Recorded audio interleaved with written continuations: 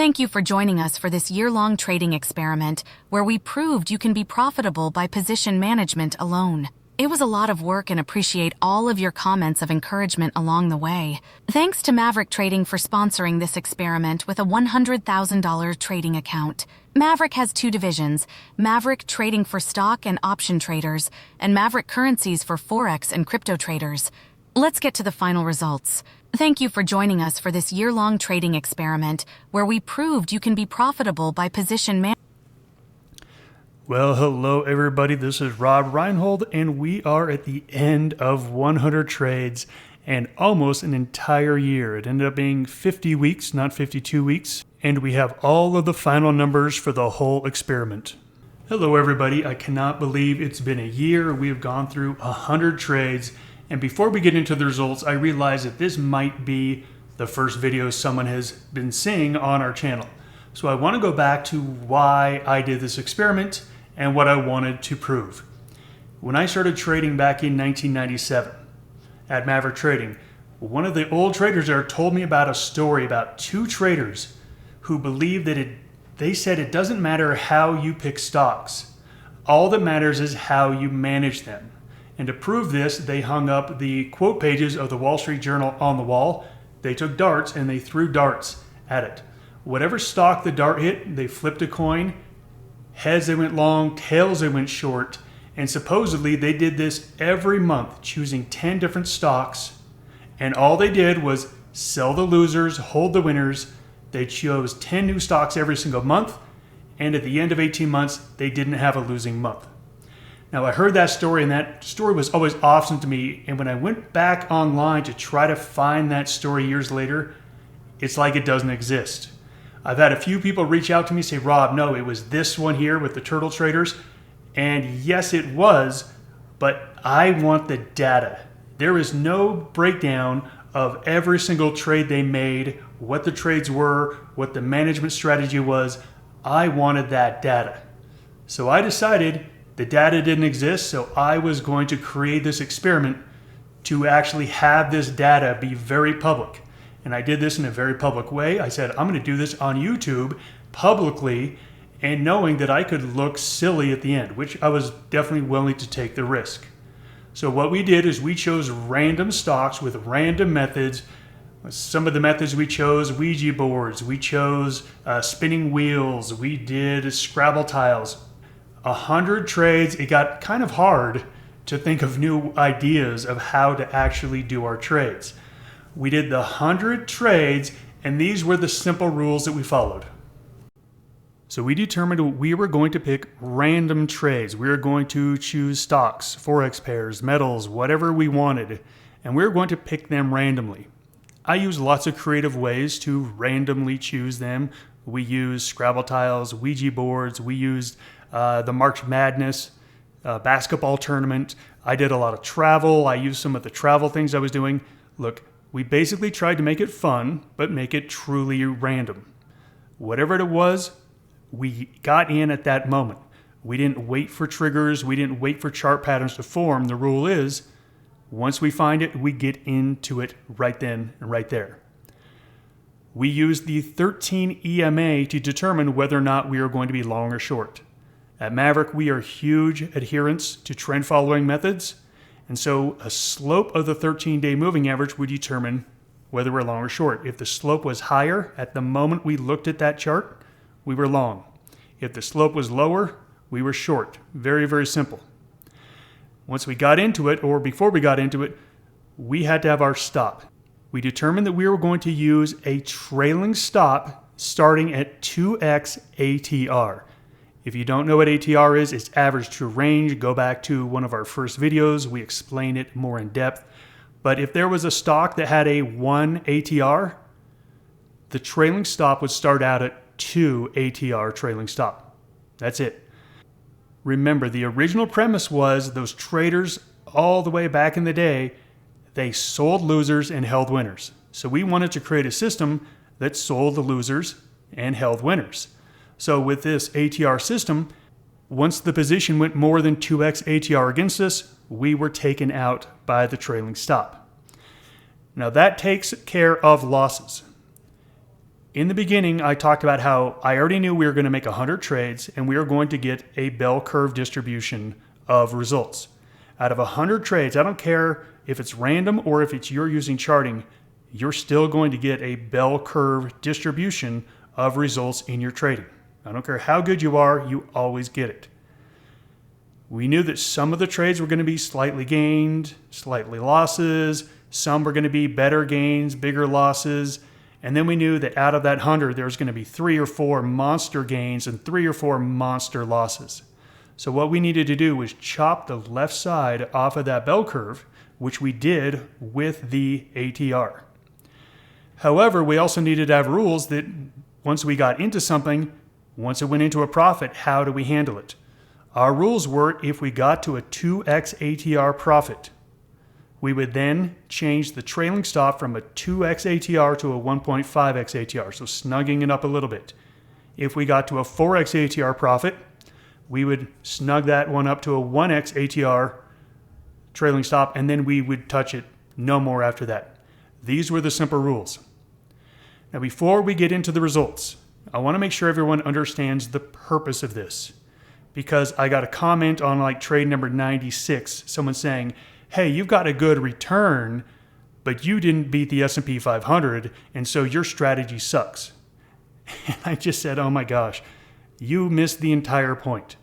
First of all, using a Ouija board to choose trades is not a strategy, and this isn't a well thought out strategy. We wanted a very simple, easy to follow strategy about position management.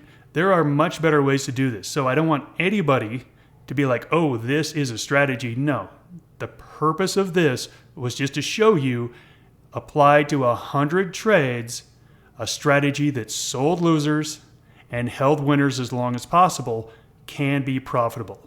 So let's go ahead and jump into the actual trading results of the experiment. Let's go ahead and just start off with the main one that everyone's going to be concerned about, total return.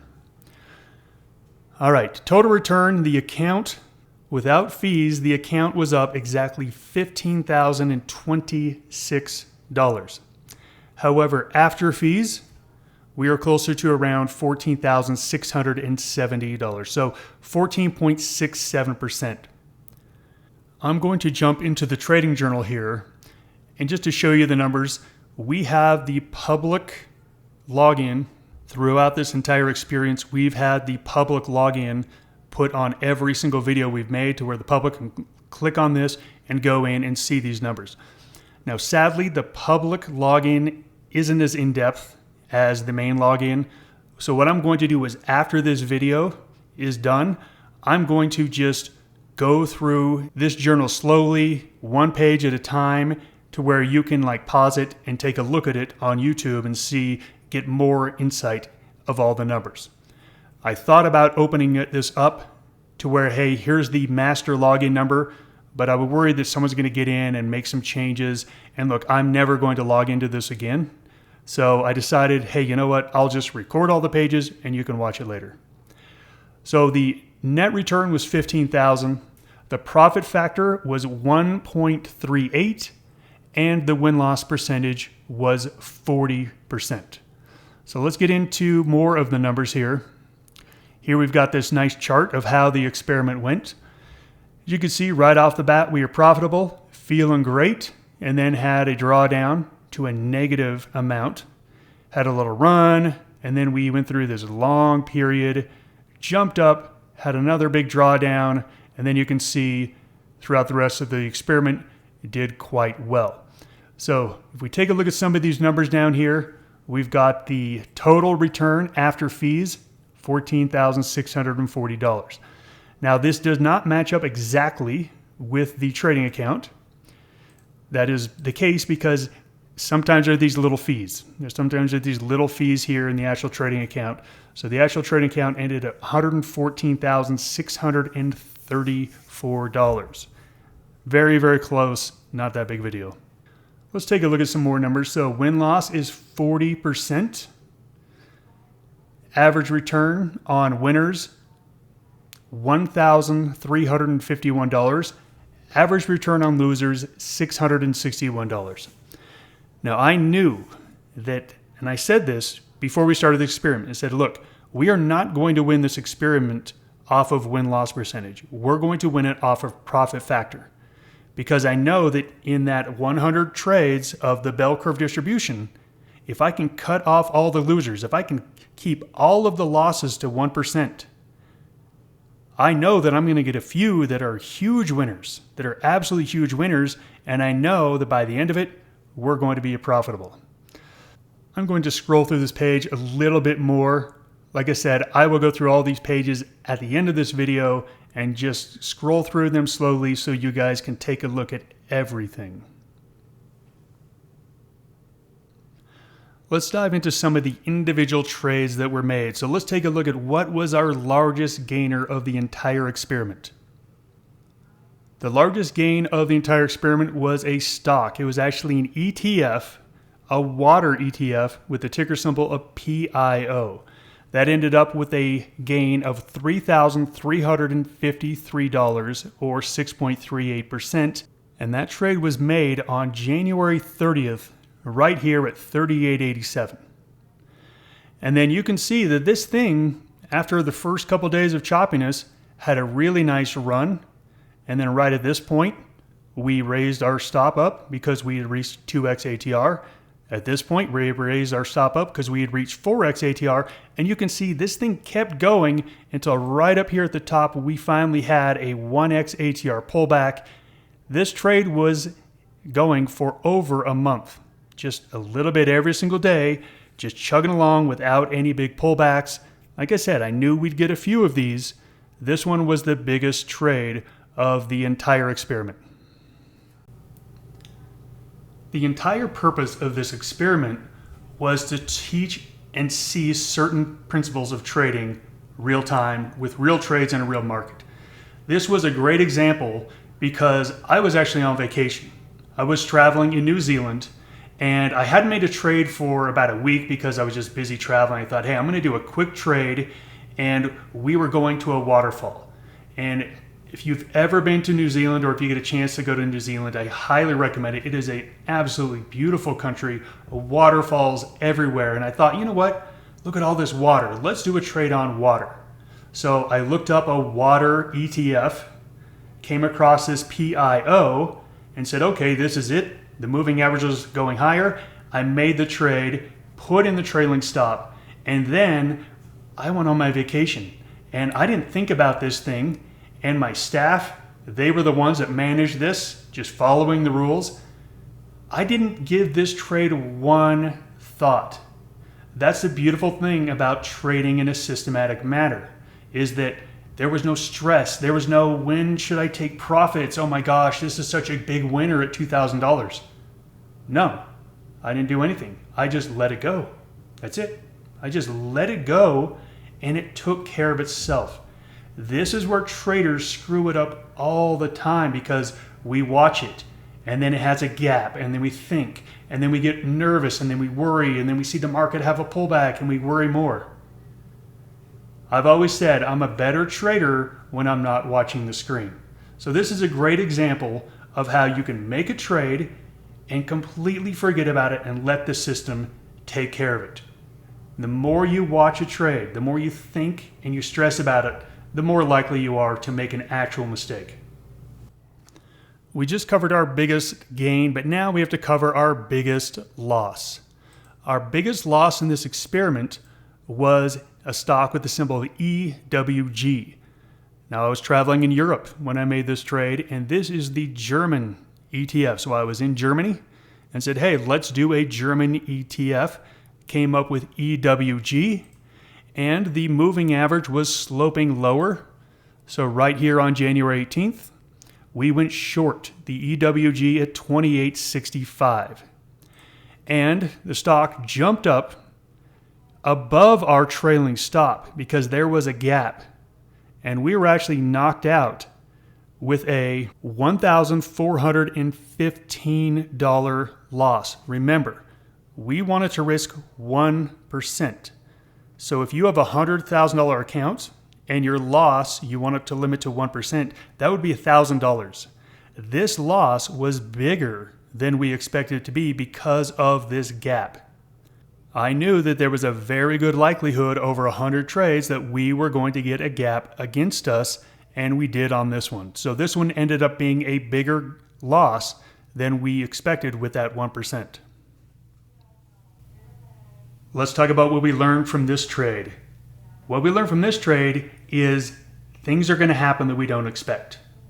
Now, we do all that we can in trading to try to limit and minimize things, but things happen and make us have bigger losses than we expected.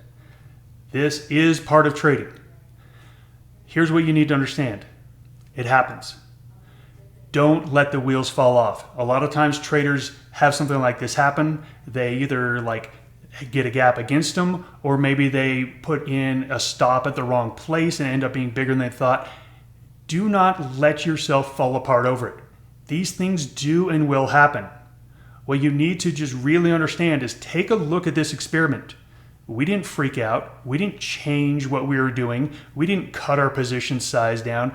We did nothing. We just kept trading and kept following our system. So the thing to learn from this trade is that no matter how much you plan, no matter where you put your stops, no matter what you do, there are some things that are going to be worse than you expected. That happens. It sucks. It happens. Don't deviate from your system. Keep going. Stay disciplined. Don't let those moments undermine your trading. We just talked about our largest individual gain and our largest individual losses. But what I want to get into now is our longest winning and our longest losing streaks. Our longest losing streak during the experiment was 11 trades long. Now, can you believe that? At one point during these 100 trades, making random trades, we had 11 losses in a row. This streak happened from December 29th to January 24th. During that time, we had a drawdown of $8,440 or a 6.4% drawdown. We talk about odds a lot with our Maverick traders, and we show them tables that show if you have a 40% win-loss percentage in your trades, did you know that there's actually a 55% chance that you will have 10 losers in a row in 100 trades? We break down all these numbers for our traders. So the most important thing is, you know it's going to happen. I mean, just think about how likely that is. 55% chance you're going to get at least 10 losses in a row at a 40% win-loss rate. Unfortunately, losing streaks are part of the business. Yes, we hate them. Yes, we want to get rid of them. Look, we would get rid of them if we could. But this is the nature of statistics. This happens.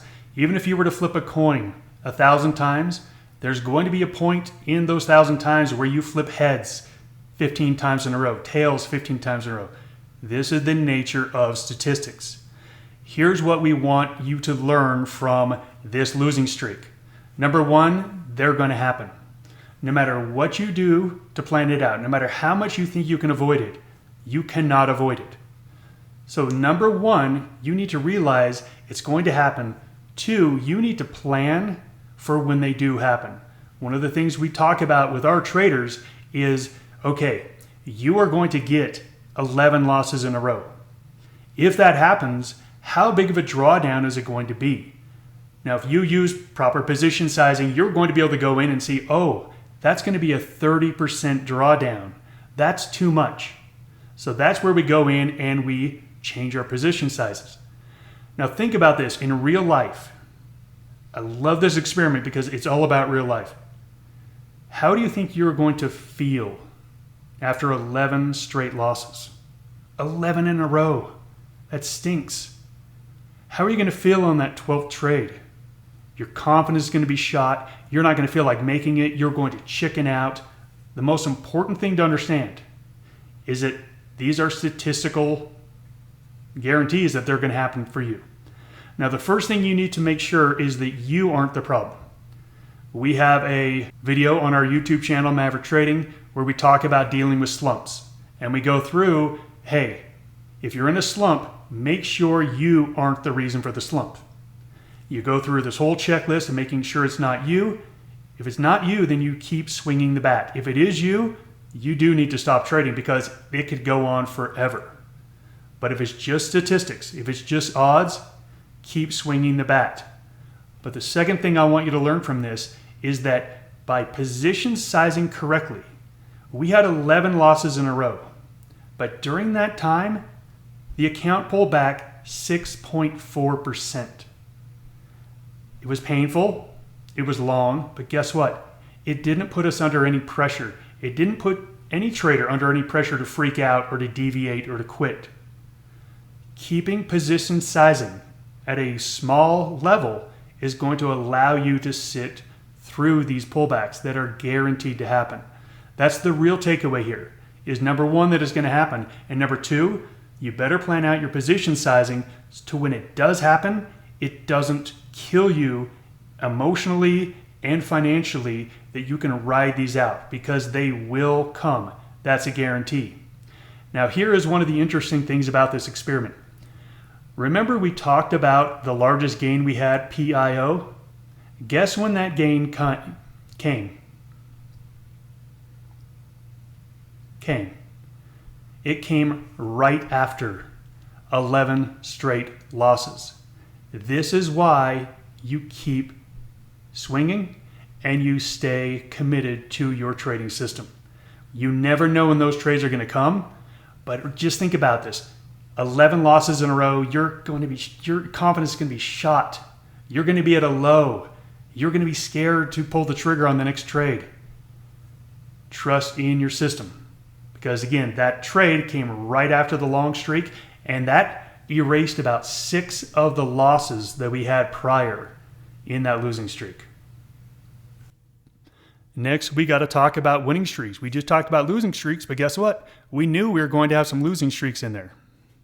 All right, our biggest streak, it was a gain of $8,605. So we had consecutive wins. We had 5 consecutive wins, and they were big wins, and we had a big jump in the account for $8,600, or for about an 8% run. And when did that happen? That happened December 11th through December 20th. I absolutely loved how this experiment turned out, because this is real life trading. This was real life trading. So let's just go through what happened. In the beginning of December, we got hot, and we got the biggest jump, almost $9,000 in a very short period of time. And then remember, our losing streak came December 29th, all the way through January. So we just had this big run higher.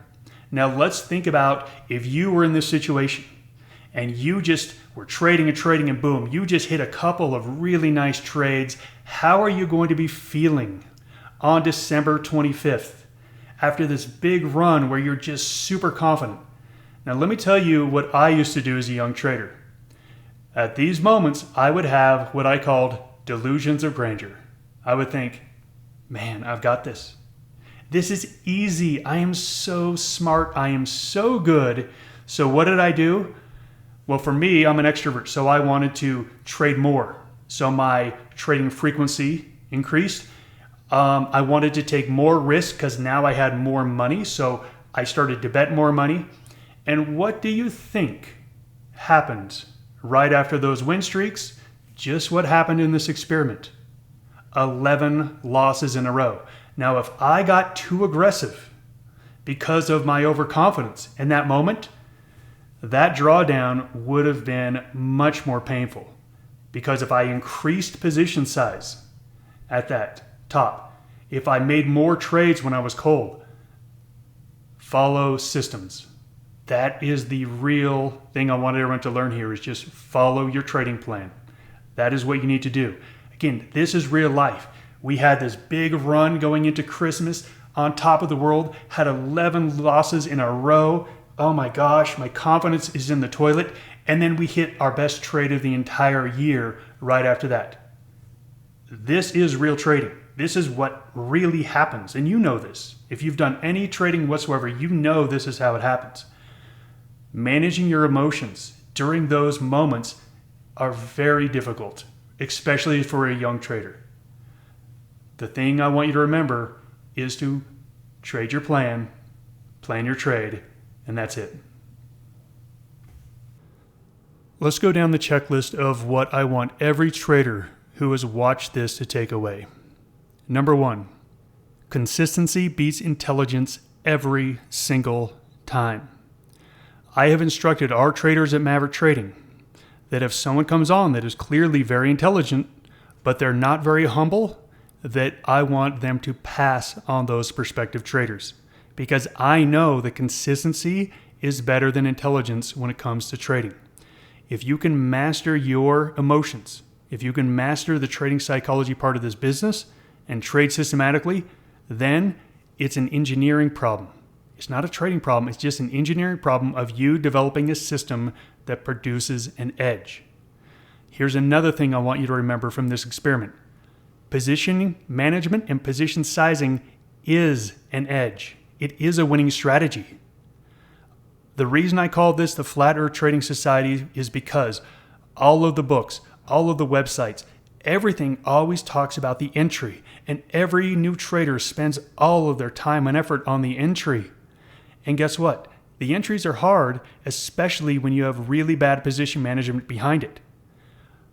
This experiment shows you build position management first. If you can build consistent position management, position sizing, that is a winning strategy. This experiment proves that you don't need entries to make money in trading. What you need is consistency and to sell losers and hold winners. The good news is if you do that correctly, you already have an edge. And then you can start to add on entry strategies. And that is the whole point of this experiment, is that you can get better numbers than this. Remember, this was choosing Ouija board stocks and all these random things. In your own trading, you have very specific entry points with very specific trends that need to be happening, very specific candles you need to see. All of that is going to add to your edge that you got in your position management. Start with position management first and then build on your entry strategies. Not the other way around. That's how everyone does it. And last, deviation is the enemy of trading. The only definition that we have at Maverick of a bad trade is not a trade where you lost money.